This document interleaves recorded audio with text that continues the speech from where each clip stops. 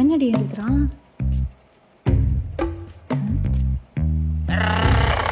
ஏல சமீர், அந்த பழமொழிக்கு என்ன அர்த்தம் நீயே சொல்லல. அடுப்பூதும் பெண்களுக்கு படிப்பதற்கு இது கூட தெரியலையா?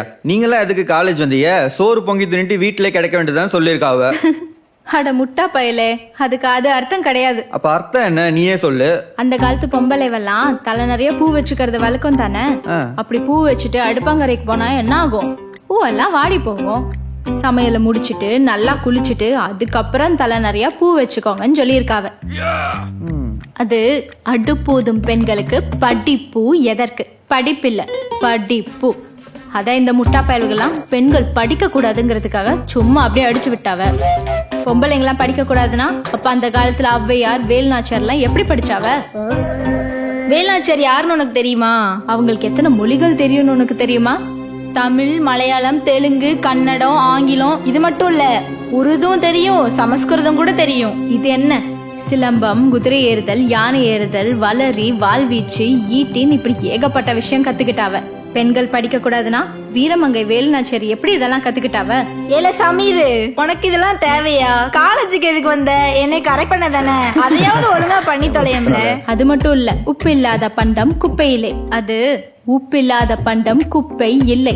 உப்பு சேர்க்காத பண்டங்கள்லாம் உடம்புக்கு நல்லதுங்கிறது தான் இப்படி தலைகீழா மாத்திவிட்டாவ. விடவில்லை, வரலாற்றை கூட திரித்து விட்டார்கள், வீசி விட்டார்கள் குப்பை தொட்டியில். சுதந்திர போராட்ட மாவீரர்களை ஆக்கி விட்டார்கள் சுதந்திர போராட்ட வீரராக. சுதந்திரம் வேண்டாம் என்ற ஈர வெங்காயத்தை. ஆரிய பவன் இங்கே, திராவிட பவன் எங்கே? நீங்களும் உங்க பழமொழியும். வேலுநாச்சியார் இங்கே, சமீர் எங்கே? வெட்கப்படுகிறேன் இங்கே. என்னடி எழுதுறான்?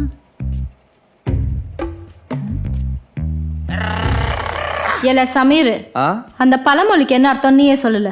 அடுப்பூதும் பெண்களுக்கு படிப்பதற்கு இது கூட தெரியலையா? நீங்களா அதுக்கு காலேஜ் வந்தீங்க? சோறு பொங்கி தின்னுட்டு வீட்டுல கிடைக்க வேண்டியதான் சொல்லியிருக்காவ. அட முட்டா பயலே, அதுக்கு அது அர்த்தம் கிடையாது. அப்ப அர்த்தம் என்ன, நீயே சொல்லு. அந்த காலத்து பொம்பளைவெல்லாம் தலை நிறைய பூ வச்சுக்கிறது வழக்கம் தானே. அப்படி பூ வச்சுட்டு அடுப்பாங்கரைக்கு போனா என்ன ஆகும்? பூவெல்லாம் வாடி போகும். சமையல முடிச்சிட்டு நல்லா குளிச்சுட்டு அதுக்கப்புறம் தலை நிறைய பூ வச்சுக்கோங்கன்னு சொல்லியிருக்காவ.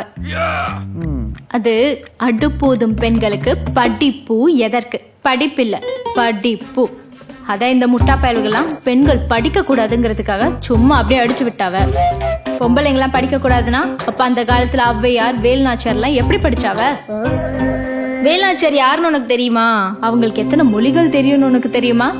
தமிழ், மலையாளம், தெலுங்கு, கன்னடம், ஆங்கிலம், இது மட்டும் இல்ல, உருதும் தெரியும், சமஸ்கிருதம் கூட தெரியும். இது என்ன?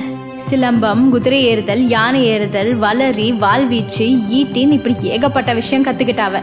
பெண்கள் படிக்க கூடாதுன்னா வீரமங்கை வேலுநாச்சியார் எப்படி இதெல்லாம் கத்துக்கிட்டாவ? ஏல சமீர், உனக்கு இதெல்லாம் தேவையா? காலேஜுக்கு எதுக்கு வந்த? என்னை கரெக்ட் பண்ண தானே, அதையாவது ஒழுங்கா பண்ணி தொலையம்ல. அது மட்டும் இல்ல, உப்பு இல்லாத பண்டம் குப்பையிலே. அது உப்பு இல்லாத பண்டம் குப்பை இல்லை. உப்பு சேர்க்காத பண்டங்கள்லாம் உடம்புக்கு நல்லதுங்கிறது தான் இப்படி தலைகீழா மாத்திவிட்டாவ.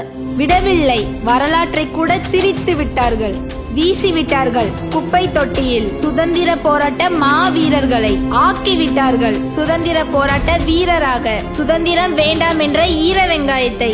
ஆரிய பவன் இங்கே, திராவிட பவன் எங்கே? நீங்களும் உங்க பழமொழியும். வேலுநாச்சியார் இங்கே, சமீர் எங்கே?